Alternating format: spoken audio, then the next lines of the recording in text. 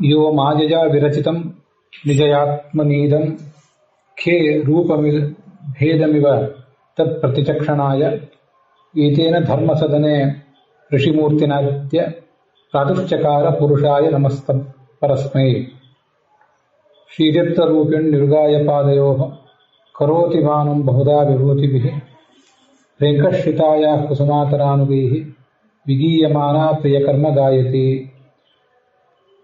देहेन्द्रिय प्राणमनोभिमानो जीवोन्तरात्मा गुणकर्ममूर्तिः सूत्रं महानित्युरुदेहगीतः संसार आधावति कालतन्त्रः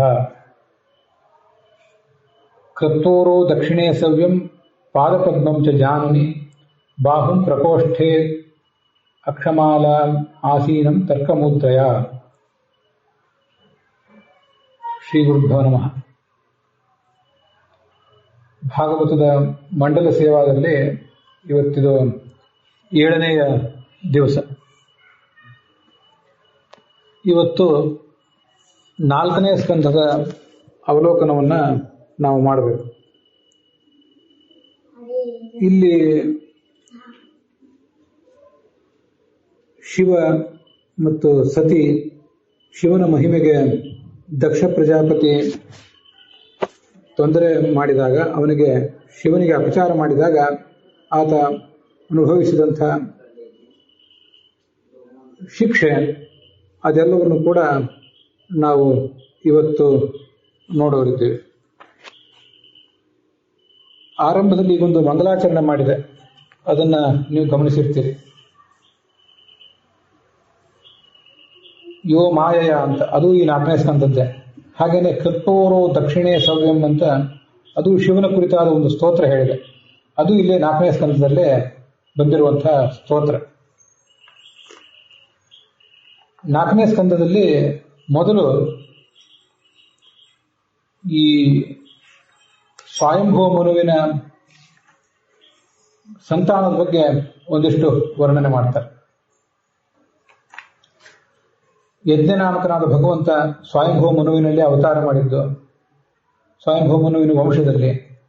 ಮತ್ತೆ ಕಳೆದ ದಿವಸ ಹೇಳಿದೆ ದತ್ತಾತ್ರೇಯ ಅವತಾರ ಮಾಡಿದ್ದು. ಇದೆಲ್ಲವೂ ಕೂಡ ಆ ಸ್ವಯಂಭೂ ಮನುವಿನ ಹೆಣ್ಣು ಮಕ್ಕಳ ವಂಶದಲ್ಲೇ. ನರನಾರಾಯಣ ಎಂಬ ರೂಪದಿಂದ ಭಗವಂತ ಅವತಾರ ಮಾಡಿದ್ದ. ನರ ಅಂತ ಶೇಷ, ಆ ಶೇಷನಲ್ಲಿ ಆವಿಷ್ಟನಾದವನು ನರ ಎಂಬ ಹೆಸರಿನ ಭಗವಂತ. ಹೀಗೆ ಬದರಿ ಕ್ಷೇತ್ರ ನಾವೇನು ನೋಡ್ತೇವಲ್ಲ, ಅಲ್ಲಿ ನಡುವೆ ಅಲಕನಂದಾ ನದಿ ಇದೆ. ಅಲಕನಂದಾ ನದಿಯ ಆ ಕಡೆ ಈ ಕಡೆ ಭಾಗದಲ್ಲಿ ನರ ಪರ್ವತ, ನಾರಾಯಣ ಪರ್ವತ ಅಂತ 2 ಪರ್ವತಗಳಿವೆ. ಮತ್ತೆ ಅದೇ ಪರಿಸರದಲ್ಲೇ ಈ ನರ ಮತ್ತು ನಾರಾಯಣ, ಈ 2 ಹೆಸರಿನ ಆ ಭಗವಂತನ ರೂಪಗಳು ತಪಸ್ಸು ಮಾಡ್ತೇವೆ. ಅದರ ಕುರಿತಾದ ಶ್ಲೋಕ ಈಗ ನಾನು ಆರಂಭದಲ್ಲಿ ಹೇಳಿದೆ. 1ನೇ ಅಧ್ಯಾಯದಲ್ಲಿ ಈ ಅವತಾರಗಳ ಬಗ್ಗೆ ವರ್ಣನೆ ಇದೆ. 2ನೇ ಅಧ್ಯಾಯದಿಂದ ಆರಂಭಿಸಿ ದಕ್ಷ ಪ್ರಜಾಪತಿ, ಶಿವ, ಸತಿ, ವೀರಭದ್ರ ಇವರೆಲ್ಲರ ಕಥೆ ಬರೋದಿದೆ. ಅದನ್ನ ನಾವೀಗ ನೋಡಬೇಕಾಗಿದೆ. 1ನೇ ಅಧ್ಯಾಯದಲ್ಲಿ ಬಂದಿರುವಂತೆ ಆ ನರನಾರಾಯಣ ರೂಪದ ಭಗವಂತನ ವರ್ಣನವೊಂದು ನಾವು ನೋಡಿದ್ವಿ. ದೇವತೆಗಳು ನರನಾರಾಯಣರನ್ನ ಸ್ತೋತ್ರ ಮಾಡಿದಂಥ ಪ್ರಸಂಗ ಅದು.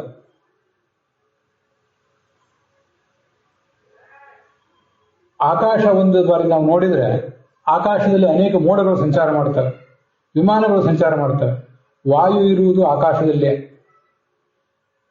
ಹೇಗೆ ಆಕಾಶವನ್ನು ಅವಲಂಬಿಸಿ ಇವೆಲ್ಲ ಇರ್ತಾವೋ, ಹಾಗೆ ಭಗವಂತನನ್ನ ಅವಲಂಬಿಸಿ, ಅವನ ಇಚ್ಛೆಯನ್ನು ಅವಲಂಬಿಸಿ ಈ ಪ್ರಪಂಚ ಅವನಲ್ಲೇ ನೆಲೆ ನಿಂತಿದೆ. ಆಕಾಶ ಇಲ್ಲದೆ ಹೋದ್ರೆ ಇವು ಯಾವುಕ್ಕೂ ಅಸ್ತಿತ್ವ ಇಲ್ಲ. ಹಾಗೆ ಭಗವಂತ ಇಲ್ಲದೆ ಹೋದ್ರೆ ಇವು ಯಾವುದಕ್ಕೂ ಕೂಡ ಅಸ್ತಿತ್ವವೇ ಇಲ್ಲ.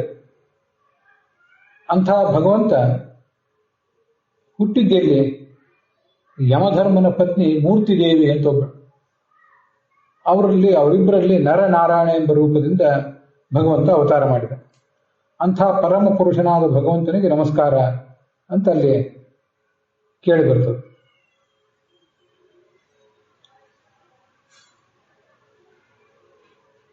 ದೇವತೆಗಳು ಆ ನರನಾರಾಯಣನನ್ನ ಪ್ರಾರ್ಥನೆ ಮಾಡಿದ ಒಂದು ಪ್ರಸಂಗ ಇದೆ. ಇದೇ ನರನಾರಾಯಣರೇ ಮುಂದೆ ಈ ದ್ವಾಪರ ಯುಗದಲ್ಲಿ ಕೃಷ್ಣ ಮತ್ತು ಅರ್ಜುನರಾಗಿ ಹುಟ್ಟಿದರು. ನಾರಾಯಣ ಸ್ವಯಂ ಕೃಷ್ಣನೇ ಆಗಿದ್ದ. ಅರ್ಜುನ ಏನಿದ್ದಲ್ಲ, ಅವನು ಇಂದ್ರನ ಅವತಾರ. ಅವನಲ್ಲಿ ನರ ಅನ್ನುವನು ಸನ್ನಿಧಾನ ಇತ್ತು. ಹೀಗೆ ನರನಾರಾಯಣರು ಅವರೇ ಹುಟ್ಟಿದರು. ಭಾರವ್ಯಯಾಯಚ ಭುವಃ ಕೃಷ್ಣವು ಯದು ಕುರುದ್ವಹವು. ಇವತ್ತಿಗೂ ಕೂಡ ಆ ಬದರಿ ಕ್ಷೇತ್ರದಲ್ಲಿ ಅದೃಶ್ಯವಾದ ಒಂದು ಪರಿಸರದಲ್ಲಿ ನಾವು ಬದರಿಗೆ ಹೋಗ್ಬೋದು, ಕೇದಾರಕ್ಕೆ ಹೋಗ್ತೀವಿ, ಎಲ್ಲ ಕಡೆ ಹೋಗ್ತೇವೆ. ಆದರೆ ಆ ಬದರಿ ಕ್ಷೇತ್ರದಲ್ಲೇ ಅದೃಶ್ಯವಾದ ಕೆಲವು ಭೂಭಾಗಗಳಿವೆ. ಸಾಮಾನ್ಯ ಮನುಷ್ಯರಿಗೆ ಅಲ್ಲಿ ಹೋಲಿಕೆ ಆಗೋದಿಲ್ಲ, ಎಷ್ಟು ಕಷ್ಟಪಟ್ಟರೂ ಹೋಲಿಕೆ ಆಗೋದಿಲ್ಲ. ನಮ್ಮ ಕಣ್ಣಿಗೆ ಕಾಣದ ಭೂಭಾಗ ಅವೆಲ್ಲ. ಅಲ್ಲಿ ನರನಾರಾಯಣರಿಬ್ಬರು ತಪಸ್ಸು ಮಾಡ್ತಾ ಕೂತಿದ್ದಾರೆ ಅಂತ ಶಾಸ್ತ್ರಗಳಲ್ಲಿ ವರ್ಣನೆ ಇದೆ. ಅವರಿಗೆ ನಮಸ್ಕಾರ ಅಂತ ಅಲ್ಲಿ ಬಂದಿದೆ. ಇದು 1ನೇ ಅಧ್ಯಾಯದ ಸಾರಾಂಶ ಆಯಿತು. ಮುಂದೆ ನಾವು ನೋಡ್ಬೇಕಾಗಿದ್ದೀಗ 2ನೇ ಅಧ್ಯಾಯದಲ್ಲಿ ಒಂದು ಬಾರಿ ಅನೇಕ ಜನ ಋಷಿಗಳು ಸೇರಿ ಒಂದು ಯಜ್ಞ ನಡೆದಿತ್ತು. ಅವರೆಲ್ಲ ಯಜ್ಞ ಮಾಡ್ತಿದ್ದಾಗ ಅಲ್ಲಿ ದಕ್ಷ ಪ್ರಜಾಪತಿ ಬಂದ. ದಕ್ಷ ಪ್ರಜಾಪತಿಯು ಕೂಡ ಬ್ರಹ್ಮನಿಂದ ಹುಟ್ಟಿದವನೇ. ಅವನು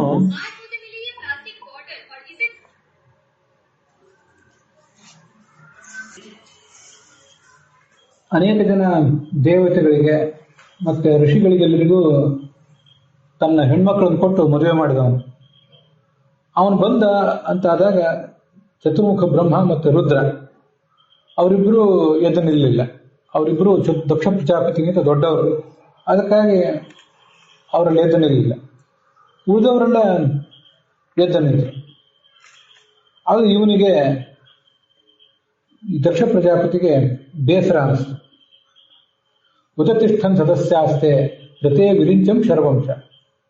ದಕ್ಷ ಪ್ರಜಾಪತಿ ಬಂದಾಗ ಶಿವ ಹೇಳಲಿಲ್ಲ, ಚತುರ್ಮುಖ ಬ್ರಹ್ಮ ಹೇಳಲಿಲ್ಲ. ಆವಾಗ ಈ ದಕ್ಷ ಪ್ರಜಾಪತಿಗೆ ಆ ಶಿವನ ಬಗ್ಗೆ ಸಿಟ್ಟು ಬಂತು. ವಸ್ತುತಃ ಶಿವ ದಕ್ಷ ಪ್ರಜಾಪತಿಗಿಂತ ದೊಡ್ಡವನಾದ್ದರಿಂದ ಶಿವ ಏನು ಎದ್ದು ಗೌರವ ತೋರಿಸ್ಬೇಕಾಗಿಲ್ಲ ದಕ್ಷ ಪ್ರಜಾಪತಿಗೆ. ಆದರೆ ಈ ದಕ್ಷ ಪ್ರಜಾಪತಿ ಆಲೋಚನೆ ಏನಿತ್ತು, ನಾನು ಶಿವನ ಮಾವ, ಆದ್ರಿಂದ ಅವನು ನನಗೆ ಗೌರವ ತೋರಿಸ್ಬೇಕಾಗಿತ್ತು ಅಂತ ಅವನ ಆಲೋಚನೆ. ದಕ್ಷನ ಮಗಳು ಸತಿ ಅಂತ, ಅವಳನ್ನೇ ಶಿವ ಮದುವೆ ಮಾಡಿಕೊಂಡಿದ್ದ. ಆ ಸತಿಯೇ ಪಾರ್ವತಿ, ಮುಂದೆ ಮತ್ತೊಂದ್ಸರಿ ಪಾರ್ವತಿ ಅಂತ ಹೆಸರಿನಿಂದ ಹುಟ್ಟಿ ಬಂದು. ಆ ದಕ್ಷ ಪ್ರಜಾಪತಿಗೆ ಸಿಟ್ಟು ಬಂತು. ಅಲ್ಲೆಲ್ಲರನ್ನೂ ಮಾತಾಡಿಸಿದ. ನೋಡಿ, ನಾನು ಈ ಶಿವನಿಗೆ ಮಾವ, ಇವನು ನಾಚಿಕೆ ಇಲ್ಲದೆ ಇದ್ದವನು, ದುರಹಂಕಾರಿ. ಇವತ್ತು ನನ್ನ ಮಗಳನ್ನು ಮದುವೆ ಮಾಡಿಕೊಂಡವನು, ಆದರೆ ನನಗೆ ಮಗನ ಸಮಾನ, ನನ್ನ ಶಿಷ್ಯನ ಸಮಾನ, ಆದರೆ ನನಗೆ ಗೌರವ ಕೊಡ್ತಿಲ್ಲ ಇವನು. ಆ ಶಿವನನ್ನು ಏನಂತ ಹೀಯಾಳಿಸಿದ ಅಂದ್ರೆ, ಈ ದಕ್ಷ ಪ್ರಜಾಪತಿ ಮರ್ಕಟ ಲೋಚನ, ಕೋತಿಯಂತೆ ಕಣ್ಣಿದ್ದವನು ಅಂತ ಶಿವನನ್ನ ನಿಂದಿಸಿದ. ಹೋಗ್ಲಿ, ಒಂದು ಮಾತಿನಿಂದಾದ್ರೂ ನಮಸ್ಕಾರ ಅಂತ ಹೇಳಬೇಕಾಗಿತ್ತು. ಇವನಿಗೆ ಒಂದು ಮಡಿ ಮೈಲಿಗೆ ಇಲ್ಲ, ಸದಾಚಾರ ಇಲ್ಲ, ಶೌಚ ಇಲ್ಲ, ದುರಹಂಕಾರ. ಇಂಥವನಿಗೆ ನಾನು ಮಗಳನ್ನು ಕೊಡಬೇಕಾಯಿತು. ಕೊಟ್ಟೆ. ಆವಾಗ ಇಚ್ಛೆ ಇದ್ದಿದ್ದಿಲ್ಲ, ಆದರೂ ಕೊಟ್ಟೆ. ಮೂರ್ಖರಿಗೆ ಉಪದೇಶ ಮಾಡಬಾರ್ದು ಅಂತ ಹೇಳ್ತಿರ್ತಾರೆ ಶಾಸ್ತ್ರದಲ್ಲಿ. ಆ ಥರ ಮೂರ್ಖರಿಗೆ ಉಪದೇಶ ಮಾಡಿದ್ರೆ ಹೇಗೆ ವ್ಯರ್ಥ ಆಗ್ತದ, ಹಾಗೆ ನಾನು ಕೂಡ ಮಾಡಬೇಕಾಯ್ತು. ಮಾಡಿದ್ದು ತಪ್ಪಾಯಿತು. ಇದು ಹರಿವಂಶ ಮೊದಲಾದ ಬೇರೆ ಪುರಾಣಗಳಲ್ಲಿ ಆ ವಿಷಯ ಕಾಣಿಸ್ತದೆ. ಆ ದಕ್ಷ ಪ್ರಜಾಪತಿಯ ಹೆಂಡತಿಗೂ ಕೂಡ ಈ ಶಿವನಿಗೆ ತನ್ನ ಮಗಳನ್ನು ಮದುವೆ ಮಾಡಿಕೊಡುವುದು ಇಷ್ಟ ಇರಲಿಲ್ಲ. ಆದರೆ ಸತೀದೇವಿ ಶಿವನನ್ನೇ ಬಯಸಿದ್ರಿಂದ ಅನಿವಾರ್ಯವಾಗಿ ಮದುವೆ ಮಾಡಿಕೊಡ್ಬೇಕಾಯ್ತು. ಇವನಿಗೆ ಧನ ಇಲ್ಲ, ಅಂತಸ್ತಿಲ್ಲ, ಸ್ಮಶಾನದಲ್ಲಿ ಓಡಾಡುವವನು, ದಿಗಂಬರನಾಗಿ ಓಡಾಡುವವನು ಅಂತೆಲ್ಲ ಅವನ ಮೇಲೆ ಅಸಮಾಧಾನ ಇತ್ತು. ಘೋರವಾದ ಸ್ಮಶಾನದಲ್ಲಿ ಓಡಾಡ್ತಾನೆ, ಅದನ್ನೇ ಹೇಳಿದೆ. ಇವನು ಹೇಳಿದೆ, ಹುಚ್ಚರಂತೆ ಬತ್ತಲೆಯ ಓಡಾಡ್ತಿರ್ತಾನೆ, ಕೂದಲು ಕೆದರ್ಕೊಂಡು ಓಡಾಡ್ತಿರ್ತಾನೆ. ಇವನಿಗೆ ಸ್ವಚ್ಛವಾಗಿ ಸ್ನಾನ ಮಾಡಬೇಕು ಅನ್ನೋ ಎಚ್ಚರನೂ ಇಲ್ಲ. ಮೈಗೆಲ್ಲ ಭಸ್ಮ ಹಚ್ಕೊಂಡಿರ್ತಾನೆ. ಮೈ ಮೇಲೆ ಒಳ್ಳೆ ಆಭರಣ ಏನಾದ್ರು ಹಾಕೋತಾನೆ, ಅದೂ ಇಲ್ಲ. ಹೆಣಗಳ ಮಾಲೆನೇ ಹಾಕೊಂಡಿರ್ತಾನೆ. ಹೆಸರಿಗೆ ಮಾತ್ರ ಶಿವ. ಶಿವ ಅಂದ್ರೆ ಮಂಗಳ ಅಂತ ಅರ್ಥ, ಕಲ್ಯಾಣ, ಮಂಗಳಕರ ಅಂತ ಅರ್ಥ. ಹೆಸರಿಗೆ ಮಾತ್ರ ಶಿವ, ಆದರೆ ಮೂಲತಃ ಇವನು ಅಮಂಗಳ. ಭೂತ ಪ್ರೇತಗಳು ಈತನ ಅನುಚರರು. ಇಂಥ ಈ ಮೂರ್ಖನಿಗೆ ನನ್ನ ಮಗಳನ್ನ ನಾನು ಕೊಡಬಾರದಿತ್ತು, ಆದರೆ ಚತುರ್ಮುಖ ಬ್ರಹ್ಮ ಹೇಳಿದ ಅಂತ ಕೊಟ್ಟೆ. ಹೀಗೆ ಆ ದಕ್ಷ ಪ್ರಜಾಪತಿ ಶಿವನನ್ನ ನಾನಾ ಥರ ಬೈದ. ಆದರೆ ಶಿವ ಏನೂ ಮಾತಾಡಲಿಲ್ಲ, ಸುಮ್ಮನೆ ಇದ್ದ. ಆತನಿಗೆ ದಕ್ಷ ಪ್ರಜಾಪತಿ ಮತ್ತಷ್ಟು ಸಿಟ್ಟು ಬಂತು. ಅವನೇನು ಮಾಡಿದ, ಅವನು ಶಾಪ ಕೊಟ್ಟು ಬಿಡೋಣ ಅಂತ ಆಲೋಚನೆ ಮಾಡಿದ. ದೊಡ್ಡ ದೊಡ್ಡ ಯಜ್ಞಗಳು ನಡೆದ್ರೆ ಇಂದ್ರ, ಉಪೇಂದ್ರ ಮೊದಲಾದ ಎಲ್ಲ ದೇವತೆಗಳಿಗೂ ಅಲ್ಲಿ ಯಜ್ಞದ ಆಹುತಿ ಇರ್ತದೆ. ಇಂದ್ರ, ಅಗ್ನಿ, ವರುಣ ಮೊದಲಾದವರಿಗೆ. ಇವನಿಗೆ ಮಾತ್ರ ಇನ್ನು ಆಹುತಿ ಇಲ್ಲದೆ ಹೋಗಲಿ. ಇವನು ಶಾಪ ಕೊಡ್ಲಿಕ್ಕೆ ಹೋದಾಗ ಅಲ್ಲಿದ್ದ ಜನ ಎಲ್ಲ ಅಸಮಾಧಾನ ಮಾಡಿಕೊಂಡ್ರು. ನೀನು ಶಿವನಿಗೆ ದೊಡ್ಡ ದೇವತೆ, ಅವನಿಗೆ ಶಾಪ ಕೊಡಬಾರದು ನೀನು ಅಂತ ತಡೆದ್ರು. ಆದರೆ ಇವನು ಸುಮ್ಮನೆ ಆಗಲಿಲ್ಲ. ಆವಾಗ ನಂದಿಕೇಶ್ವರ ಇದ್ದಲ್ಲ, ಶಿವನ ವಾಹನ ನಂದಿ, ಅವನಿಗೆ ಸಿಟ್ಟು ಬಂತು. ಶಿವ ಸುಮ್ಮನೆ ಇದ್ದ, ಆದರೆ ನಂದಿಗೆ ತಡಲಿಕ್ಕಾಗಲಿಲ್ಲ.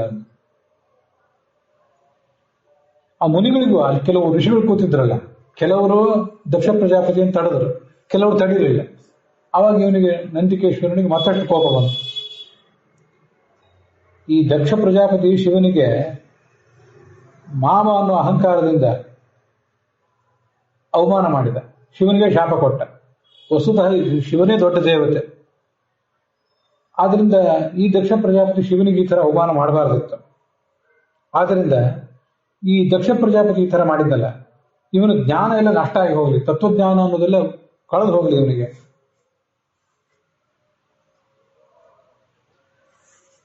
ಮತ್ತೆ ಸ್ತ್ರೀಲಂಪಟ ಅಂತ ಅನಿಸಲಿ ಇವನಿಗೆ. ಸದ್ಯದಲ್ಲೇ ಈ ಪುರುಷನ ಮುಖ ಇದೆಯಲ್ಲ, ತಲೆ, ಇದು ಕತ್ತರಿಸಿ ಹೋಗಿ ಹೋತದ ಮುಖ ಅದು ಬರಲಿ. ಆ ಕಥೆ ಮುಂದೆ ಬರ್ತದೆ, ಯಾಕೆಂತ ಕಥೆ ಮುಂದೆ ತಾನೇ ಬರೋದಿಲ್ಲ, ನಾವು ಅದಕ್ಕೆ ಹೇಳ್ಬೇಕಾಗಿದೆ. ಇವನ ಮನಸ್ಸೆಲ್ಲವೂ ಹಾಳಾಗಿ ಹೋಗಲಿ. ಮತ್ತು ಇಲ್ಲೆಲ್ಲ ಈ ಮುನಿಗಳು ಕೂತಿದ್ದಾರಲ್ಲ, ಇವರೆಲ್ಲ ದೊಡ್ಡ ಜ್ಞಾನಿಗಳು ಅನ್ನೋ ಥರ ಕೂತಿದ್ದಾರೆ. ಇವರೆಲ್ಲ ಶಿವನಿಗಾದ ಅವಮಾನವನ್ನು ಸಹಿಸ್ಕೊಂಡ್ರಲ್ಲ, ಇವರಿಗೆ ಮಾಡಬಾರ್ದಿತ್ತು. ಅದರಿಂದ ಏನಾಗಬೇಕು, ಇವರಿಗೆ ಅವರ ವಿದ್ಯಾ ತಪಸ್ಸು ಎಲ್ಲ ಹಾಳಾಗಿ ಹೋಗಲಿ. ಮತ್ತೆ ಏನು ಸ್ವಲ್ಪ ಅಳದು ಉಳಿದದ್ದು ಕೂಡ ಹೊಟ್ಟೆ ಹೊರೆಯುವುದಕ್ಕಾಗಿ ನಡೆಸಲಿ. ಅಲ್ಲಿವರೆಗೆ ಅವರೆಲ್ಲ ಜ್ಞಾನಿಗಳು ಕೇವಲ ಹೊಟ್ಟೆ ಹೊರೆಯುವುದಕ್ಕಾಗಿ ಮಾಡ್ತಿರ್ಲಿಲ್ಲ, ಶುದ್ಧವಾದ ಮನಸ್ಸಿನವರಿದ್ರು. ವಿದ್ಯೆ, ತಪಸ್ಸು, ವ್ರತ, ಆಚಾರ, ಮೈಲಿಗೆ ಎಲ್ಲವೂ ಕೂಡ ಕೇವಲ ಹೊಟ್ಟೆ ಹೊಡೆಯುವುದಕ್ಕಾಗಿ, ಹೊಟ್ಟೆ ತುಂಬಿಸ್ಕೊಳ್ಳುವುದಕ್ಕಾಗಿ ಇರಲಿ. ಯಾಚಕರಾಗಿ ಅಲ್ಲಿ ತಿರಿದು ಬೇಡಿಕೊಂಡು ಉಣ್ಲಿ ಇವರೆಲ್ಲ ಶಾಪ ಕೊಟ್ಟ. ಭೃಗುಮುನಿಗೂ ಸಿಟ್ಟು ಬಂತು. ಅವನು ಶಿವನ ಅನುಚರರಿಗೆ ಪ್ರತಿಶಾಪ ಕೊಟ್ಟ. ಶಿವನ ವ್ರತ ಯಾರು ಅನುಸರಣೆ ಮಾಡ್ತಾರೆ ಅವರೆಲ್ಲ ವೇದ ವಿರೋಧಿಗಳಾಗಲಿ, ಸನಾತನ ಧರ್ಮದ ವಿರೋಧಿಗಳಾಗಲಿ ಅಂತ ಅವನು ಶಾಪ ಕೊಟ್ಟ.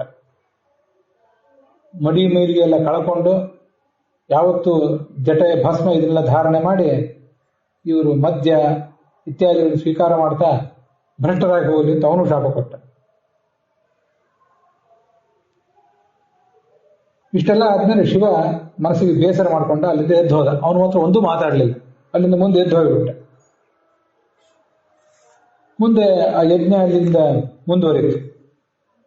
ಎಷ್ಟೋ ದೀರ್ಘಕಾಲ ಈ ಮಾವ ಮತ್ತು ಅಳಿಯನ ನಡುವೆ ಒಂದು ವೈಮನಸ್ಯ ಅದು ಹಾಗೆ ಮುಂದುವರಿಯಿತು.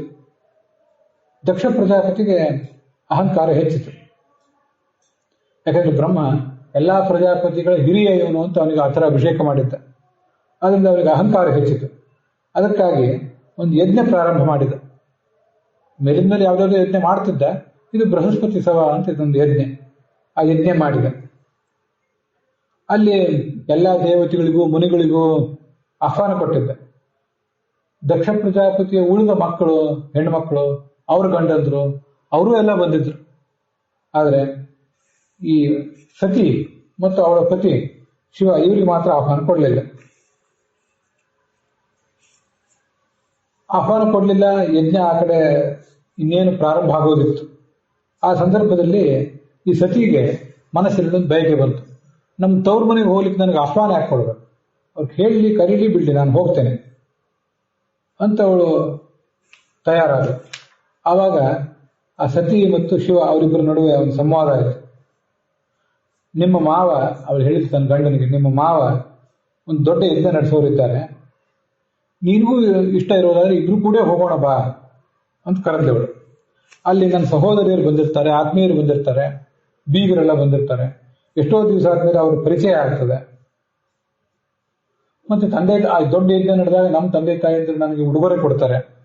ಆ ಉಡುಗೊರೆಯನ್ನು ನಾನು ನೀನು ಒಟ್ಟಿಗೆ ತಗೊಳ್ಳೋಣ ಬಾ ಅಂತ ಕರೆದು.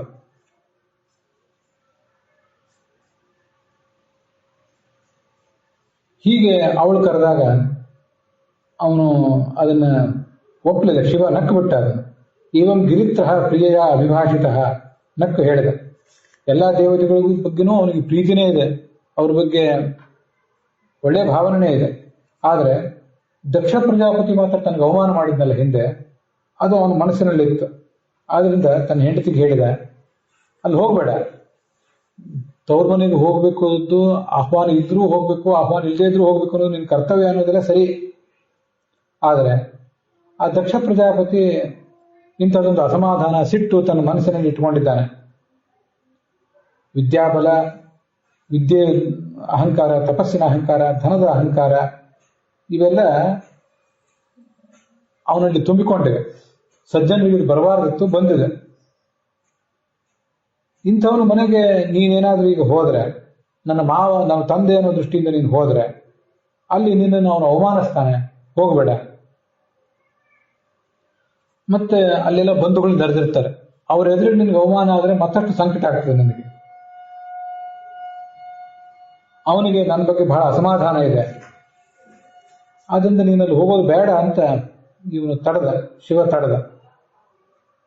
ವಸ್ತುತಃ ನಾನು ನಿಮ್ಮ ತಂದೆಗೆ ಅವಮಾನ ಏನೂ ಮಾಡಲಿಲ್ಲ, ಆದರೆ ಅವನು ನನ್ನನ್ನು ತಪ್ಪು ತಿಳ್ಕೊಂಡಿದ್ದಾನೆ.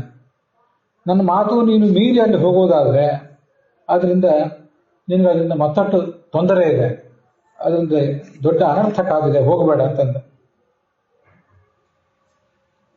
ಆದರೆ ಅವಳು ಅದನ್ನ ಒಪ್ಪಲಿಲ್ಲ. ಹೋಗೇ ಬಿಡ್ತೀನಿ ಅಂತ ಅವಳು ತೀರ್ಮಾನ ಮಾಡಿದ್ಳು. ತಥೋ ವಿನಿಷ್ಪಸ್ಯ ಸತಿ ವಿಹಾಯತಂ, ಗಂಡ ಬರಲಿ ಬೇಡ ಅದು ಏನಾದರೂ ಆಗಲಿ ಅಂತ ಅಲ್ಲಿಂದ ಅವಳು ಹೊರಟೋದು. ದೇವಿ ಒಬ್ಬನೇ ಹೊರಟಲಿಲ್ಲ ಅಂತ ಅವಳನ್ನ ಒಬ್ಬಳನ್ನೇ ಹೋಗ್ಲಿಕ್ಕೆ ಬಿಡಲಿಲ್ಲ ಶಿವನ ಅನುಚರರು, ನಂದೀಶ್ವರ ಮೊದಲಾದವರು. ಪುರೋ ವೃಷೇಂದ್ರಾಹ ತರಸ ಆಗತವ್ಯಥಾಹ, ದೊಡ್ಡ ಪ್ರಮಾಣದ ಒಂದು ಶಿವನ ಗಣವೇ ಅಲ್ಲಿಂದ ಹೊರಟಿತು. ದೇವಿಯನ್ನು ವೃಷಭದ ಮೇಲೆ ಕೂಡಿಸಿದರು. ನಾನಾ ಥರದ ವಾದ್ಯಗಳು, ಕನ್ನಡಿ, ಕಮಲ, ಬೀಸಣಿಕೆ ಅದನ್ನೆಲ್ಲ ಬೀಸ್ತಾ ಅವಳನ್ನು ವೈಭವದಿಂದ ಅಲ್ಲಿ ಕರ್ಕೊಂಡು ಹೋದ್ರು. ದಕ್ಷಿಣ ಯಾಗಶಾಲೆಗೆ ಬಂದರು. ಎಲ್ಲ ಕಡೆ ಮಂತ್ರ ಘೋಷ ಎಲ್ಲ ಕೇಳಿ ಬರ್ತಿತ್ತು.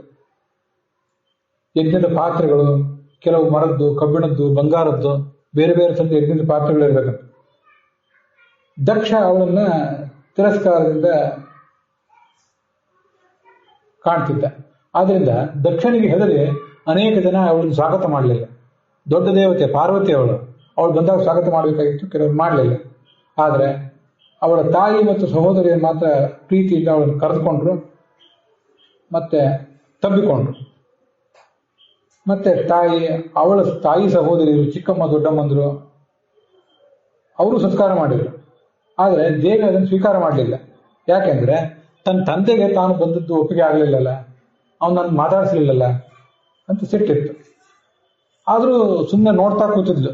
ಯಜ್ಞ ನಡೀತಿತ್ತಲ್ಲ, ಅವಳಿಗೆಲ್ಲ ಗೊತ್ತಿರ್ತದೆ ಶಿವನಿಗೆ ಆಹುತಿ ಇಲ್ಲ ಯಜ್ಞದಲ್ಲಿ, ಉಳಿದೆಲ್ಲ ದೇವತೆಗಳಿಗೆ ಆಹುತಿ ಇದೆ, ಶಿವನಿಗೆ ಆಹುತಿ ಇಲ್ಲ. ಅದು ಗೊತ್ತಾಯ್ತು ಅವಳಿಗೆ. ಕಣ್ಣು ತೆಗೆದಲು, ಜಗತ್ತನ್ನೇ ಸುಟ್ಟು ಬಿಡ್ತಾಳೆ ನಾನು ಅಷ್ಟು ಸಿಟ್ಟು ಅವಳಿಗೆ. ಆವಾಗ ಮಾತಾಡಿದ್ರು.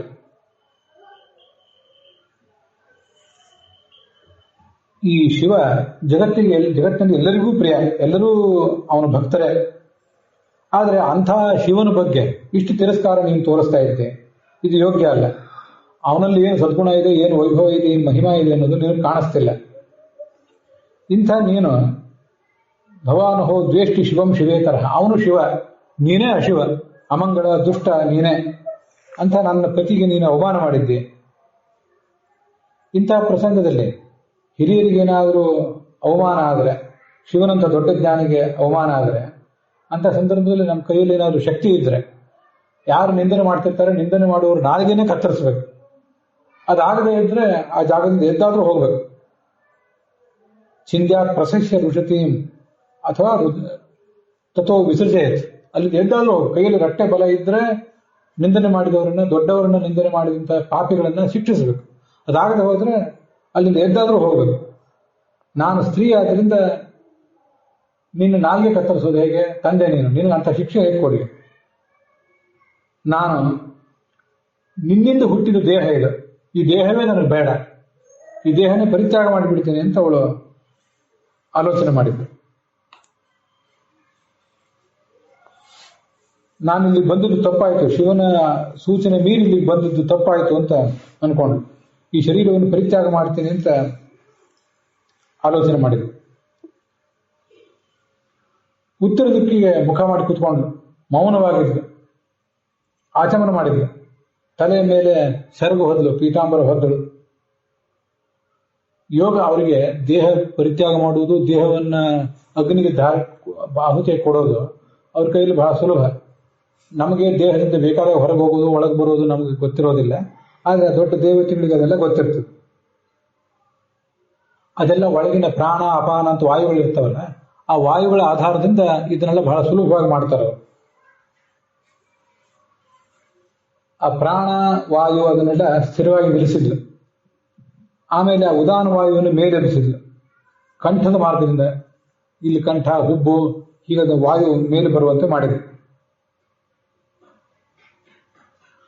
ತನ್ನ ದೇಹ, ಆ ದೇಹದ ಬಗ್ಗೆ ಶಿವನ ಹೆಂಡತಿ ನಾನು, ಶಿವನ ಸತಿ ನಾನು ಅಂತ ಅವಳಿಗೆ ದೇಹದ ಬಗ್ಗೆ, ತನ್ನ ಬಗ್ಗೆ ಒಂದು ಆಧಾರ ಇತ್ತು. ಶಿವ ತನ್ನ ತೊಡೆಯ ಮೇಲೆ ಸದಾ ಕೂಡಿಸ್ಕೊಂಡು ಅವಳನ್ನು ಲಾಲಿಸ್ತಿದ್ದ. ಅಂಥ ಪವಿತ್ರವಾದ ದೇಹ ಅದು. ಆದ್ರೆ ಆ ದೇಹ ಇವತ್ತು ಬೇಡ ಅಂತ ಆಲೋಚನೆ ಮಾಡಿದ್ರು. ಇದಕ್ಕೆ ಸಂಸ್ಕಾರನೂ ಆಗೋದು ಬೇಡ. ಮುಹುಸ್ ಸಮಾರೋಪಿತ ಅಂಗಮ ಆಧಾರಾತ್, ಈಗ ಯಾರಿಗೂ ಸಿಗೋದೇ ಬೇಡ ಈ ದೇಹ, ಇದನ್ನಿಲ್ಲೇ ಸುಟ್ಟು ಬೂದಿ ಮಾಡಿಬಿಡ್ತೀನಿ ಅಂತ ಆಲೋಚನೆ ಮಾಡಿದ್ರು. ಭಗವಂತನನ್ನು ಧ್ಯಾನ ಮಾಡಿದ್ರು. ಆವಾಗ ಆ ಒಳಗಿನ ಬೆಂಕಿ, ಹೊರಗಿಂದ ಬೆಂಕಿನೇ ಬೇಕಾಗಿಲ್ಲ, ಒಳಗೆ ಬೆಂಕಿ ಹೊತ್ಕೋತದೆ ಅವ್ರು ಅಪೇಕ್ಷೆ ಪಟ್ಟರೆ. ಆ ಬೆಂಕಿ ಹೊತ್ಕೊಂಡು ಆ ಶರೀರ ಎಲ್ಲ ಉರಿದು ಹೋಯ್ತು. ನೋಡ್ತಿದ್ದವರಿಗೆ ಎಲ್ಲರಿಗೂ ಹಾಹಾಕಾರ ಮಾಡುವಂತಾಯಿತು. ಶಿವನ ಪತ್ನಿ ಸತೀದೇವಿ ದಕ್ಷ ಮಾಡಿದ ಅನಾಚಾರದಿಂದ ಕುಪಿತಳಾಗಿ ಬೇಸರಪಟ್ಟು ಶರೀರವನ್ನೇ ತೊರೆದು ಬಿಟ್ಲು. ದಕ್ಷ ಪ್ರಜಾಪತಿ ಹೀಗೆ ಮಾಡಬಾರ್ದಿತ್ತು. ಮೊದಲನೇದಾಗಿ ಶಿವನಿಗೆ ಅವಮಾನ ಮಾಡಬಾರ್ದಿತ್ತು, ಮುಂದೆ ತನ್ನ ಮಗಳಿಗೆ ಇಂಥ ಅವಮಾನನೂ ಮಾಡಬಾರ್ದಿತ್ತು. ಆದ್ರಿಂದ ಅವಳು ಪ್ರಾಣನೇ ಪರಿತ್ಯಾಗ ಮಾಡುವಂಥ ಪ್ರಸಂಗ ಬಂತು. ಎಂಥ ಕಠಿಣ ಇವನ ಮನಸ್ಸು ಈ ದಕ್ಷ ಪ್ರಜಾಪತಿದು. ಕೀರ್ತಿ, ಇವನು ಮಾಡಿದ ಕೀರ್ತಿ, ಇವನು ಹೆಸರು ಎಲ್ಲ ಹಾಳಾಗಿ ಹೋಗ್ತದೆ. ಇಷ್ಟೆಲ್ಲ ಜನನೂ ಬೈದಿತ್ತೊಡಗಿದ್ರು, ಮಗಳು ಬೂದಿಯಾಗಿ ಹೋದ್ಲ. ಅದನ್ನು ನೋಡಿ ಅವನಿಗೆ ಪಶ್ಚಾತ್ತಾಪ ಆಯಿತು. ಬಹು ಅನ್ನತಪ ಘೋರೇಣ ಮಯಾ ಅಸಾಧುಕೃತಂ, ತಪ್ಪು ಮಾಡಿಬಿಟ್ಟೆ ಅಂತ ಅನ್ಕೊಂಡೆ. ಆವಾಗ ಅವನಿಗೆ ಎಚ್ಚರವೂ ಬಂತು. ಮಗಳು ಬದುಕಿರೋ ತನಕ ಎಚ್ಚರ ಬರಲಿಲ್ಲ. ಆದ್ರೆ ನಾನು ಶಿವನಿಗೆ ಅಂತ ದೊಡ್ಡ ದೇವತೆಗೆ ಅಪಮಾನ ಮಾಡಿದೆ, ನನಗೆ ಧಿಕ್ಕಾರ ಇರಲಿ ಅಂತ ಹೇಳ್ಕೊಂಡು ಆವಾಗ ಅಲ್ಲಿ ಶಿವನ ಗಣಗಳು ಬಂದಿದ್ರಲ್ಲ, ಅವರಿಗೆಲ್ಲ ಇದನ್ನು ನೋಡಿ ತಡಿಲಿಕ್ಕಾಗಲಿಲ್ಲ. ಕೈಯಲ್ಲಿ ಆಯುಧ ಹಿಡ್ಕೊಂಡು ಈ ದಕ್ಷನನ್ನು ಕೊಂದೇ ಬಿಡಬೇಕು ಅಂತ ಅವರೆಲ್ಲ ಎದ್ದು ಹೊರಗೆ ಬಂದರು. ಆವಾಗ ಭೃಗು ಏನ್ ಮಾಡಿದ, ಕೆಲವು ವೇದ ಮಂತ್ರಗಳಿಂದ ಹೋಮ ಮಾಡಿದ. ಹೋಮ ಮಾಡಿದಾಗ ಆ ಯಜ್ಞಕುಂಡದಿಂದ ಕೆಲವು ದೇವತೆಗಳು ಎದ್ದು ಬಂದು ಆ ರುದ್ರನ ಅನುಚರರು ಏನಿದ್ರಲ್ಲ ಅವರೆಲ್ಲರನ್ನು ಹೊಡೆದು ಓಡಿಸಿದ್ರು. ದೇವತೆಗಳ ಪಕ್ಷಕ್ಕೆ ಮೇಲ್ಗೈ ಆಯ್ತಾವ. ಇದು 5ನೇ ಅಧ್ಯಾಯದಲ್ಲಿ ನಮ್ಗೆ ಕಾಣಿಸುವಂತಹ ಅಂಶ. ಇದೆಲ್ಲ ಸುದ್ದಿ ಪರಶಿವನಿಗೆ ಹೋಗಿ ತಲುಪಿತು. ದೇವಿ ಪರಿತ್ಯಾಗ ಮಾಡಿದ್ದಾಳೆ, ಆಮೇಲೆ ನನ್ನ ಸೈನ್ಯ, ಶಿವನ ಗಣ ಇದೆಲ್ಲ ಚೆಲ್ಲಾಪಿಲ್ಲಿಯಾಗಿ ಹೋಗಿದೆ. ದೇವತೆಗಳ ಗಣ, ಭೃಗು ಋಷಿಗಳು ಹುಟ್ಟಿಸಿದ ದೇವತೆಗಳು ನಮ್ಮ ಶಿವಗಣಗಳನ್ನ ಓಡಿಸಿಬಿಟ್ಟಿದ್ದಾಳೆ ಅಂತೆಲ್ಲ ಗೊತ್ತಾಯ್ತು. ಅವನಿಗೆ ಗೊತ್ತಾಯ್ತು. ಅವನು ಒಂದು ಜಟೆಯನ್ನು ಕಿತ್ತಿ ನೆಲಕ್ಕೆ ಅಪ್ಪಳಿಸಿದ. ಗಂಭೀರನಾದು ವಿಸರ್ಜ್ಯ ತಾಂ ಭುವಿ. ಆ ಜಟೆಯಿಂದ ಮಹಾಪ್ರಮಾಣ, ದೊಡ್ಡ ಪ್ರಮಾಣದ ವೀರಭದ್ರ ಜನಿಸಿದ.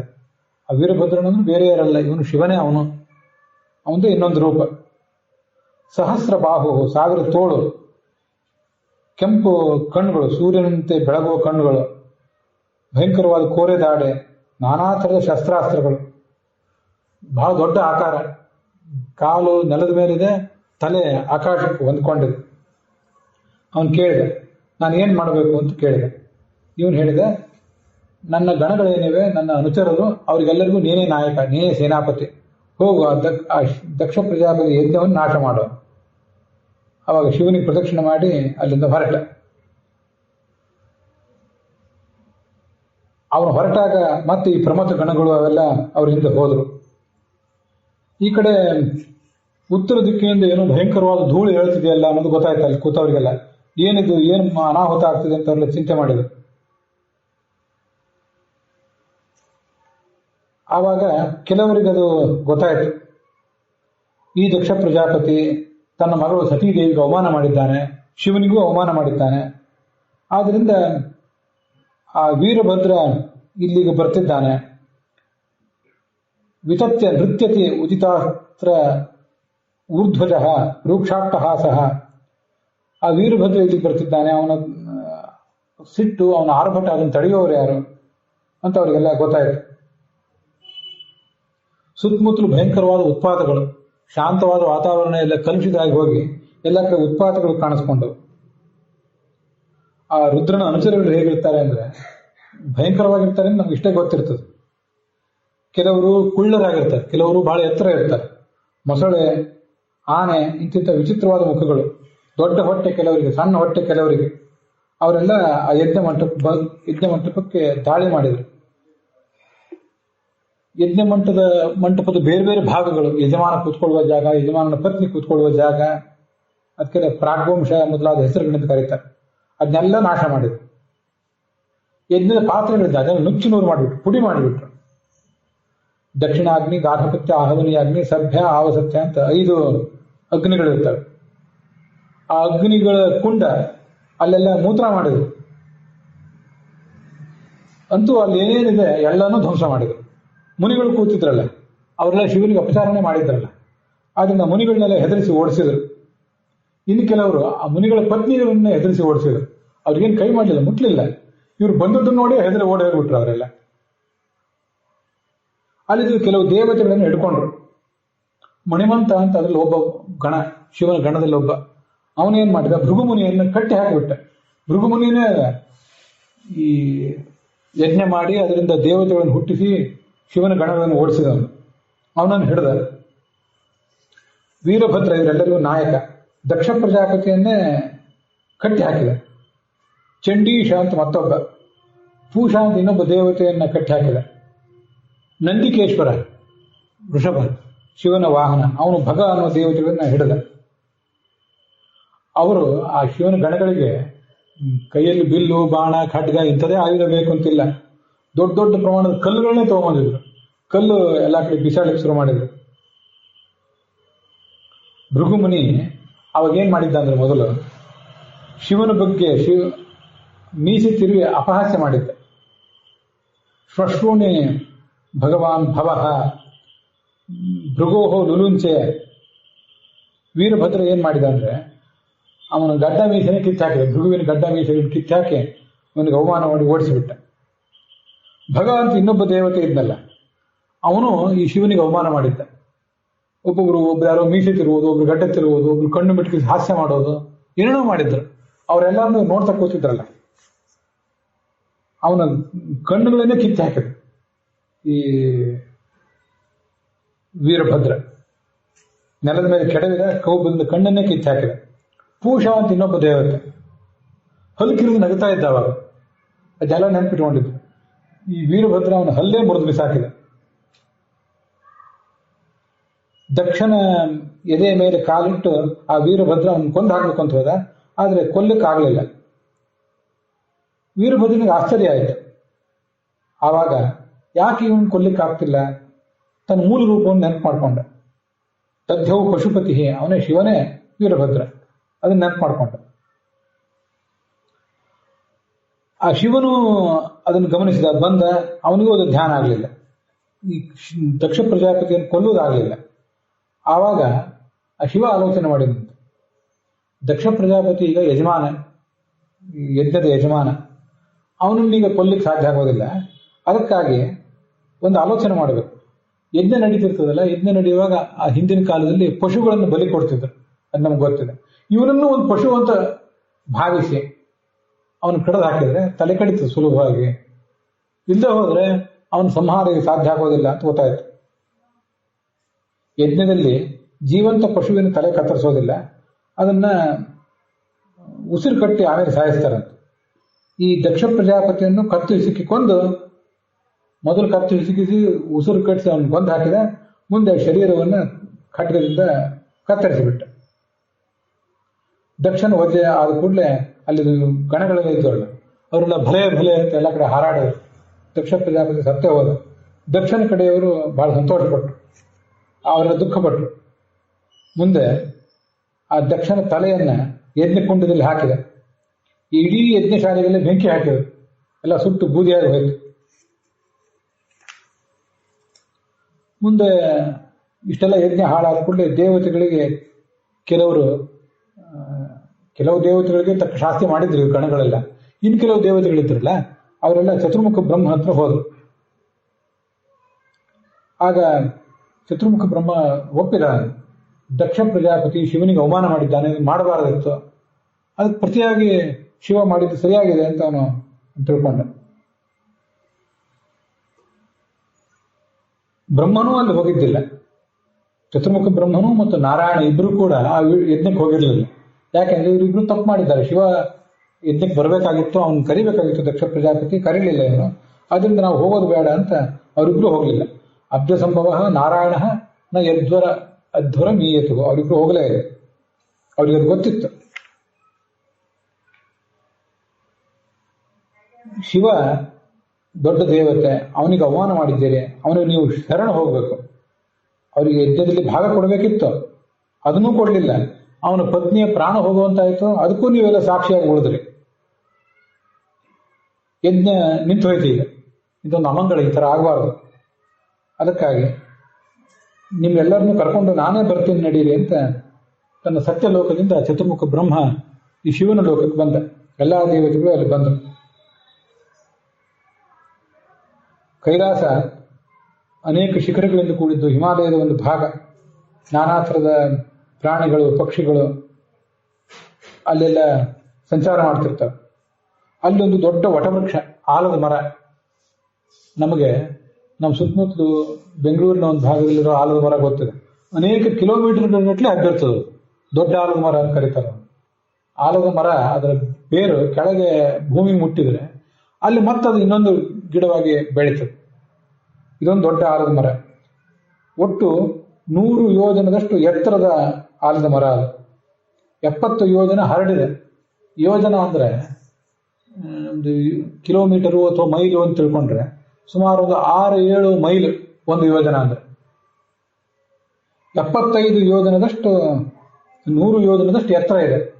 ಸುಮಾರು 500-600 ಕಿಲೋಮೀಟರ್.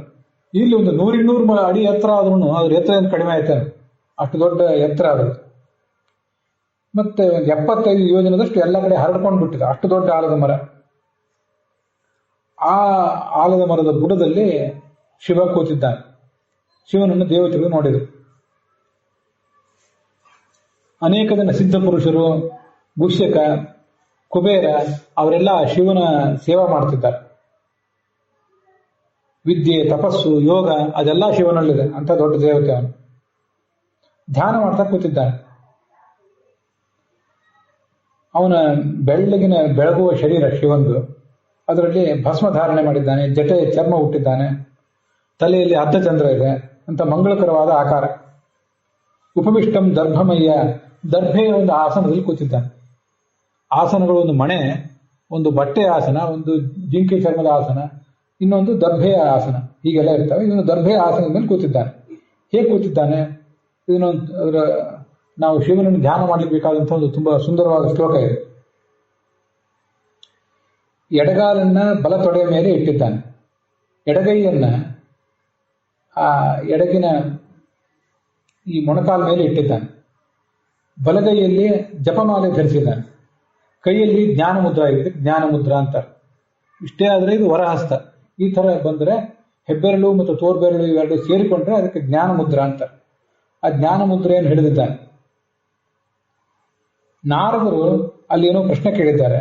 ಅವರು ಕೇಳಿದ ಪ್ರಶ್ನೆ, ನಾರದರು ಮೊದಲಾದ ಋಷಿಗಳು ಅವರು ಕೇಳಿದ ಪ್ರಶ್ನೆಗೆ ಉತ್ತರ ಕೊಡ್ತಿದ್ದಾನೆ. ಅದನ್ನೆಲ್ಲ ಶ್ರೋತೃಗಳು ಶ್ರವಣ ಮಾಡ್ತಿದ್ದಾರೆ. ದಕ್ಷಿಣಾಮೂರ್ತಿ ಅಂತ ಒಂದೊಂದು ರೂಪದ ಬಗ್ಗೆ ಶಾಸ್ತ್ರದಲ್ಲಿ ವರ್ಣನೆ ಮಾಡ್ತಾರೆ. ಅದು ಇಂಥದೇ ಒಂದು ಪ್ರಸಂಗ. ಜ್ಞಾನ ಮಹೇಶ್ವರಾದಿಚ್ಛೆ, ಜ್ಞಾನ ಬರಬೇಕಾದ್ರೆ ಯಾವತ್ತೂ ಕೂಡ ಮಹೇಶ್ವರನಿಂದ ಶಿವನ ಅನುಗ್ರಹಕ್ಕೆ ಬರಬೇಕಂತ. 2ನೇ ಸ್ಕಂದದಲ್ಲೂ ಆ ವಿಷಯ ಬಂತು. ವಿದ್ಯಾಕಾಮಸ್ತು ಗಿರೀಶಂ ಅಂತ ಬಂದಿದೆ. ಅವನನ್ನ ಆ ಶಿವನಿಗೆ ಇವರೆಲ್ಲ ನಮಸ್ಕಾರ ಮಾಡಿದರು. ಶಿವನು ಚತುರ್ಮುಖ ಬ್ರಹ್ಮ ಬಂದದ್ದನ್ನು ನೋಡಿ ಎದ್ದು ನಿಂತ. ಆಗ ಶಿವನಿಗೆ ಬ್ರಹ್ಮ ಸಾಂತ್ವನ ಮಾಡಿದಂತೆ. ನಿನ್ನೊಳಗೆ ನಾನು ವಿಷ್ಣುವನ್ನು ಕಾಣ್ತಿದ್ದೇನೆ ಅಂತ ಹೇಳಿದೆ. ನೀನು ಈ ಜಗತ್ತೆಲ್ಲವನ್ನು ವ್ಯಾಪಿಸಿ ನಿಂತಿದ್ದಿ. ಶಿವ ಪಾರ್ವತಿಯರು ಇವರಿಬ್ಬರ ಮೂಲಕ ಈ ಜಗತ್ತಿನ ಎಲ್ಲ ಸೃಷ್ಟಿಯಾಗಿದೆ. ಅದು ಹೇಗೆ ಅಂದರೆ, ಜೇಡರ ಒಂದು ಹುಳ ತನ್ನ ಬಾಯಿಯಿಂದ ಜೇಡರ ನೂಲು ತೆಗೆದು ದೊಡ್ಡ ದೊಡ್ಡ ಗೂಡುಗಳನ್ನು ಕಟ್ತದಲ್ಲ, ಹಾಗೆ ಶಿವ ಪಾರ್ವತಿಯರ ಮೂಲಕ ಈ ಜಗತ್ತಿನ ಸೃಷ್ಟಿಯಾಗಿದೆ.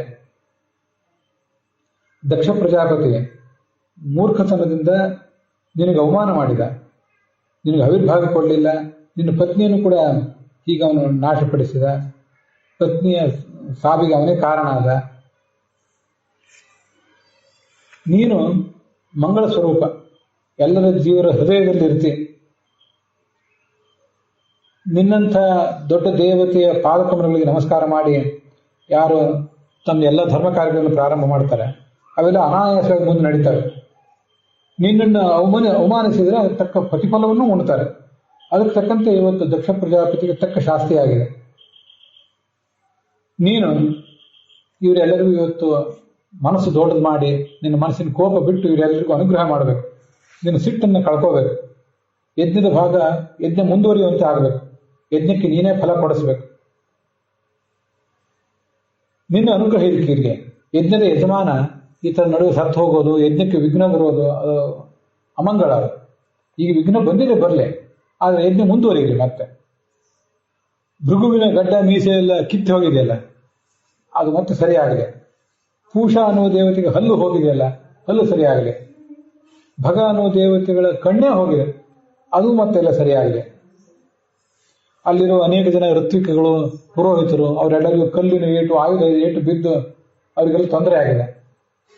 ಅವ್ರಿಗೂ ಎಲ್ಲರಿಗೂ ಗಾಯ ಉಪಶಮ ಆಗಲಿ. ಮತ್ತೆ ಶಿವನಿಗೆ, ಎಲ್ಲದಕ್ಕಿಂತ ಮುಖ್ಯವಾಗಿ ಶಿವನಿಗೆ ಈ ಯಜ್ಞದಲ್ಲಿ ಒಂದು ಆಹುತಿ ಸಿಗುವಂತಾಗಲಿ, ಅದನ್ನು ತಪ್ಪಿಸ್ಬೇಡ್ರಿ. ಆವಾಗ ಶಿವ ಶಾಂತವಾಗಿ ಅದನ್ನೆಲ್ಲ ಆಲಿಸಿ ಒಪ್ಪಿದೆ. ನಾನು ಅದನ್ನು ದಕ್ಷ ಪ್ರಜಾಪತಿ ನನಗೆ ಮಾಡಿದ ಅವಮಾನವನ್ನು ನಾನು ಮನಸ್ಸಿನಲ್ಲಿ ಇಟ್ಕೊಂಡಿಲ್ಲ, ಅದನ್ನು ಈಗ ಮರೆತಿದ್ದೇನೆ.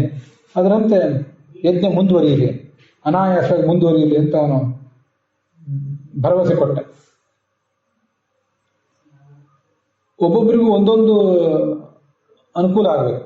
ಹೇಗೆ ಅಂದರೆ, ಅಶ್ವಿನಿ ದೇವತೆಗಳಿದ್ರಲ್ಲ, ಅಶ್ವಿನಿ ದೇವತೆಗಳು ಆ ಭಗ ಅನ್ನುವ ದೇವತೆಯ ಕಣ್ಣನ್ನು ಮತ್ತೆ ಸರಿಪಡಿಸಿದರು. ಇನ್ನೊಬ್ಬ ದೇವತೆ ಹಲ್ಲು ಹೋಗಿತ್ತಲ್ಲ, ಹಲ್ಲುನೂ ಸರಿಪಡಿಸಿದವರು ಅವರೇ. ಅಶ್ವಿನಿ ದೇವತೆಗಳ ತೋಳಿನ ಬಲದಿಂದ ಮತ್ತೆ ಅವರ ಜ್ಞಾನದ ಬಲದಿಂದ ಎಲ್ಲ ಕೆಲಸ ಆಗಲಿ. ಭೃಗುವಿಗೆ ಮೇಕೆ ಗಡ್ಡ ಬರಲಿ, ಈಗ ಇದ್ದದ ಗಡ್ಡ ಕಿತ್ಕೊಂಡು ಹೋಗಿದೆಯಲ್ಲ, ಮತ್ತೊಂದು ಗಡ್ಡ ಬರಬೇಕಲ್ಲ, ಅದು ಬರಲಿ. ಈಗ ಅವನು ಒಪ್ಪಿದಾಗ ಶಿವನನ್ನು ಯಜ್ಞಕ್ಕೆ ಆಮಂತ್ರಿಸಿದರು. ಮುಂದೆ ಎಲ್ಲರೂ ಕೂಡ ಅಲ್ಲಿಗೆ ಹೋದರು. ಆಯಿತು. ಈಗ ದಕ್ಷ ಪ್ರಜಾಪತಿ ತಲೆ ಒಂದು ಹಾರಿ ಹೋಗಿದೆಯಲ್ಲ, ಅದಕ್ಕೆ ಏನು ಮಾಡಬೇಕು? ಅಲ್ಲೊಂದು ಆಡಿತ್ತು, ಯಜ್ಞ ಪಶುವಾದ ಆಡಿನ ತಲೆಯನ್ನು ಅದಕ್ಕೆ ಜೋಡಿಸಿದರು. ತಲೆ ಜೋಡಿಸಿದಾಗ ನಿದ್ದು ಮಲ್ಕೊಂಡಿರ್ತವ್ರು ಹೇಳ್ತಾರಲ್ಲ, ಅಷ್ಟು ಅನಾಯಾಸವಾಗಿ ಎದ್ದು ಕೂತ ಆ ದಕ್ಷ ಪ್ರಜಾಪತಿ. ಇದನ್ನು ಶಿವನನ್ನೇ ನೋಡಿದ, ಭಾರಿ ಸಂತೋಷ ಅನಿಸ್ತವನು. ಶಿವನನ್ನ ಸ್ತೋತ್ರ ಮಾಡಬೇಕು ಅಂತ ಅನಿಸ್ತು, ಸಾಧ್ಯ ಆಗಲಿಲ್ಲ ಒಮ್ಮೆ. ಯಾಕೆಂದ್ರೆ ಮಗಳು ನನಗೆ ಬಂತು, ಮಗಳನ್ನು ಕಳ್ಕೊಂಡಿದ್ದ. ಆದರೆ ಕ್ರಮವಾಗಿ ಅವನನ್ನ ಸ್ತೋತ್ರ ಮಾಡಿದ. ನೀನು ನನಗೆ ಅನುಗ್ರಹ ಮಾಡಬೇಕು, ನಾನು ಮಾಡಿದ ಪಾಪಕ್ಕೆ ನೀನೊಂದೀಗ ಶಿಕ್ಷೆಯನ್ನು ಕೊಟ್ಟಿದ್ದಿ. ನಾನು ಜ್ಞಾನ ಕಳೆದುಕೊಂಡು ನಿನಗೆ ಅಪಚಾರ ಮಾಡಿದೆ, ನಿನ್ನ ಪತ್ನಿಯೂ ಕೂಡ ಹೀಗೆ ಸತ್ತು ಹೋಗುವಂತಾಯಿತು, ಅವಳು ತನ್ನ ದೇಹ ಪರಿತ್ಯಾಗ ಮಾಡುವಂತಾಯಿತು ಅಂತ ಹೀಗೆ ಶಿವನಿಗೆ ಕ್ಷಮೆ ಬೇಡಿ ಮತ್ತೆ ಯಜ್ಞವನ್ನು ಮುಂದುವರಿಸಿದ. ಯಜ್ಞದಲ್ಲಿ ಯಾವತ್ತಾದರೂ ಈ ಥರ ವಿಘ್ನ ಬಂದರೆ ಅದಕ್ಕೆ ಪ್ರಾಯಶ್ಚಿತ್ತವಾಗಿ ಕೆಲವು ಕ್ರಿಯೆಗಳನ್ನು ಮಾಡಬೇಕಾಗ್ತದೆ. ಅದರಂತೆ ಒಂದು ಪುರೋಡಾಶ ಯಾಗ ಅಂತ ಅದನ್ನೆಲ್ಲ ಕೈಗೊಂಡು ಅಲ್ಲಿ ಸ್ವಯಂ ವಿಷ್ಣುನು ಕೂಡ ಬಂದ, ಗರುಡನ ಮೇಲೇರಿ ವಿಷ್ಣು ಬಂದ. ಎಲ್ಲರೂ ಅವನನ್ನು ಸ್ತೋತ್ರ ಮಾಡಿದರು. ಅಲ್ಲಿ ಈ ದಕ್ಷ ಯಜ್ಞ ಪುರುಷನಾದ ಭಗವಂತನನ್ನ ಸ್ತೋತ್ರ ಮಾಡಿದ. ಅದೊಂದು ದೊಡ್ಡ ಸ್ತೋತ್ರವೇ ಅದು. ಅದರಲ್ಲಿರುವಂತಹ ಎಲ್ಲಾ ಶ್ಲೋಕಗಳನ್ನು ಈಗೇನು ಹೇಳ್ತಾ ಕೂತ್ಕೊಳ್ಳೋದಿಲ್ಲ. ಅಂತೂ ರುದ್ರನೂ ಸ್ತೋತ್ರ ಮಾಡಿದ, ಭೃಗು ಸ್ತೋತ್ರ ಮಾಡಿದ, ಎಲ್ಲ ದೇವತೆಗಳು ಸ್ತೋತ್ರ ಮಾಡಿದ. ಪರಮಾತ್ಮನ ಅನುಗ್ರಹವನ್ನು ಅವರೆಲ್ಲ ಮನಸ್ಸಿನಿಂದ ನೆನಪು ಮಾಡಿಕೊಂಡ್ರು. ಮತ್ತೆ ಆ ದಕ್ಷ ಪ್ರಜಾಪತಿಯ ಪತ್ನಿಯರು ಅವರು ಈ ಯಜ್ಞ ಹೀಗೆ ನಷ್ಟ ಆಗಿತ್ತು, ಇದು ಮುಂದುವರಿಯಲಿ ಮತ್ತೆ ಮುಂದುವರಿಯಲಿ ಅಂತ ಪ್ರಾರ್ಥನೆ ಮಾಡಿದರು. ಋಷಿಗಳು ಭಗವಂತನನ್ನು ಪ್ರಾರ್ಥನೆ ಮಾಡಿದರು.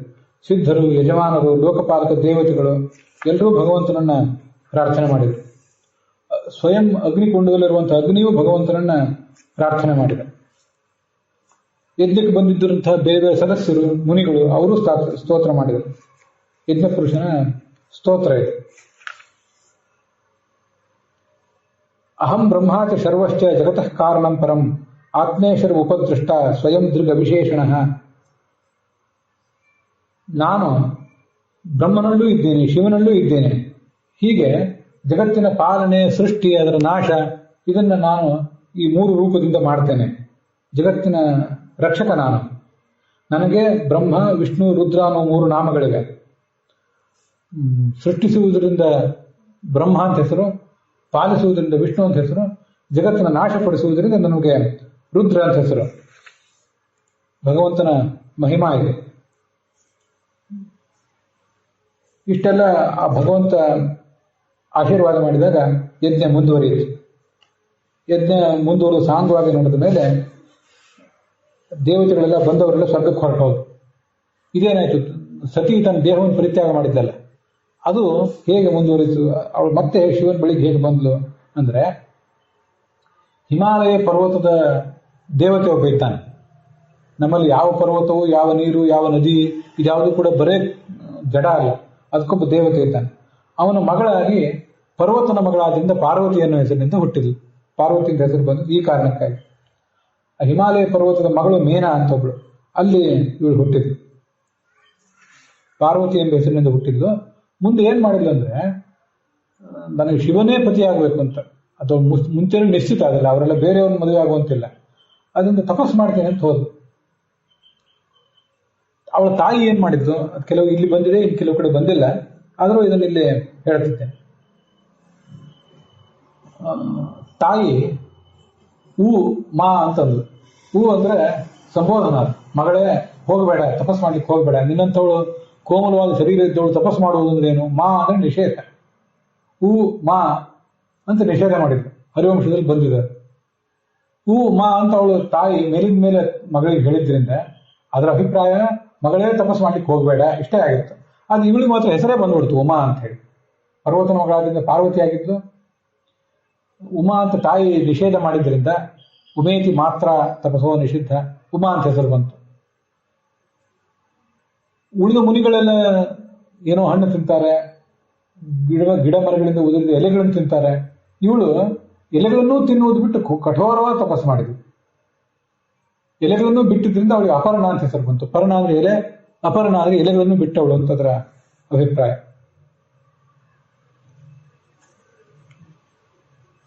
ಮುಂದೆ ಶಿವನನ್ನ ಸ್ತೋತ್ರ ಮಾಡಿದಾಗ ಅದು ಬೇರೆ ಕಡೆ ಬಂದಿದೆ. ಶಿವ ಅವಳನ್ನು ಪರೀಕ್ಷೆ ಮಾಡಬೇಕು ಅಂತ ಒಬ್ಬ ಬ್ರಹ್ಮಚಾರಿ ವೇಷದಿಂದ ಬಂದಿದ್ದ.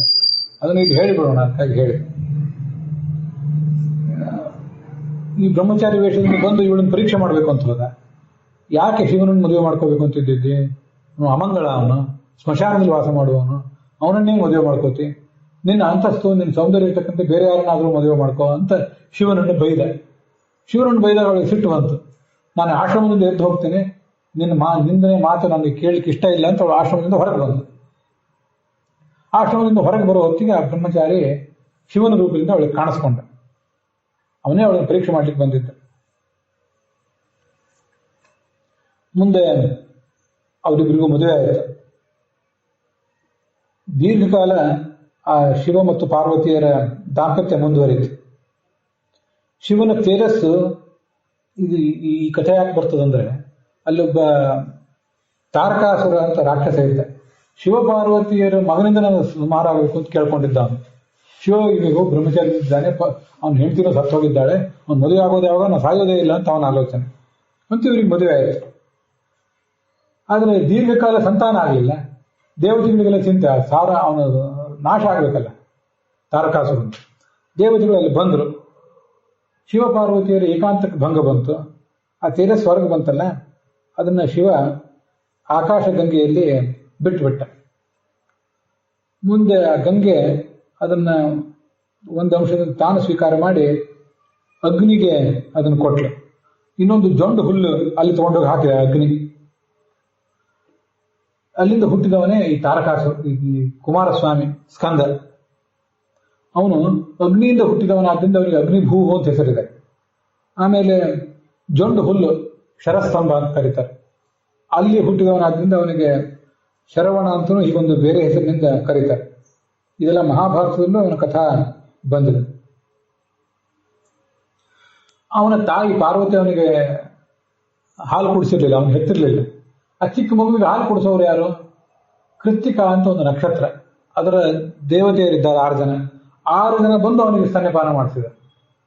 ಇವನಿಗೆ 6 ಮುಖ ಬಂತು. ಆ 6 ಜನ ದೇವತೆಯರಿಗೆ ಅವನು ಅನುಗ್ರಹ ಮಾಡಿದ 6 ಮುಖಗಳಿಂದ. ಅದರಿಂದ ಅವನಿಗೆ 6 ಮುಖ.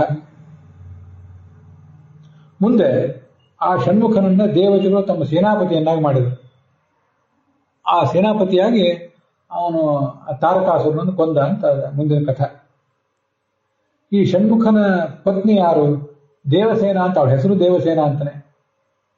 ದೇವಸೇನೆಗೆ ಇವನು ಅಧಿಪತಿ ಅಂದ್ರೆ ದೇವತೆಗಳ ಸೈನ್ಯಕ್ಕೂ ಇವನು ಅಧಿಪತಿ. ದೇವಸೇನ ಅನ್ನುವ ಸ್ತ್ರೀಗೆ ಇವನು ಪತಿ. ಹೀಗೆ ಷಣ್ಮುಖನ ಪತ್ನಿ ಅವಳು. ಮುಂದೆ ಆ ತಾರಕಾಸುರನ ಸಂಹಾರ ಆಯಿತು ಅಂತ ಆ ಕಥಾ ಇಲ್ಲಿ ಬಂದಿಲ್ಲ, ಅಲ್ಲಿರೋದನ್ನು ಹೇಳಿದೆ ಅಷ್ಟೇ. ಮುಂದಿನ 9ನೇ ಅಧ್ಯಾಯದಲ್ಲಿ ಧ್ರುವನ ಕಥಾ ಬರ್ತದೆ. ಒಟ್ಟಾರೆ ಶಿವನ ಮದುವೆ, ಆ ತಾರಕಾಸುರನ ಸಂಹಾರಕ್ಕಾಗಿ ಸ್ಕಂದ ಹುಟ್ಟಿದ್ದು, ಅವನ ಪತ್ನಿ ಯಾರು ಅಂತ ಅನ್ನೋದನ್ನೆಲ್ಲವನ್ನು ಕೂಡ ಇಲ್ಲಿ ಹೇಳಿ ಮುಗಿಸಿದೆ. ಇದು ಆ ಕಥೆಯೆಲ್ಲ ಹೀಗೆ ಬಂತು. ವಿದುರನಿಗೆ ಆ ಮೈತ್ರಿಯ ಕಥೆ ಹೇಳಿದೆ. ಶಿವನ ಚರಿತ್ರೆ ಇದು, ಪರಮ ಪವಿತ್ರ. ಕೇಳಿದ್ರೆ ನಮ್ಮ ಆಯುಷ್ಯ ಹೆಚ್ಚುತ್ತದೆ, ಪಾಪರಾಶಿಯೆಲ್ಲ ಪರಿಹಾರ ಆಗ್ತದೆ. ಅಘೌಘಮರ್ಷಣಂ. ಪ್ರತಿನಿತ್ಯ ಈ ಕಥೆಯನ್ನ ಸ್ವಲ್ಪ ನೆನಪು ಮಾಡ್ಕೋಬೇಕು. ಹಾಗೆ ಮಾಡ್ಕೊಂಡ್ರೆ ನಮ್ಮ ತಪ್ಪು ತಿಳುವಳಿಕೆ, ಭ್ರಮೆ ಇದೆಲ್ಲ ಪರಿಹಾರ ಕಾಣ್ತವೆ. ಶುದ್ಧವಾದ ತತ್ವಜ್ಞಾನ ಬರೋದು ಸಾಧ್ಯ ಆಗ್ತದೆ. ಪಾಪಗಳನ್ನು ಕಳ್ಕೊಂಡು ಪುಣ್ಯಕರವಾದ ಜೀವನ ನಡೆಸಲಿಕ್ಕೆ ಸಾಧ್ಯ ಆಗ್ತದೆ ಅಂತ ಅದರ ಫಲಶ್ರುತಿ ಇದೆ.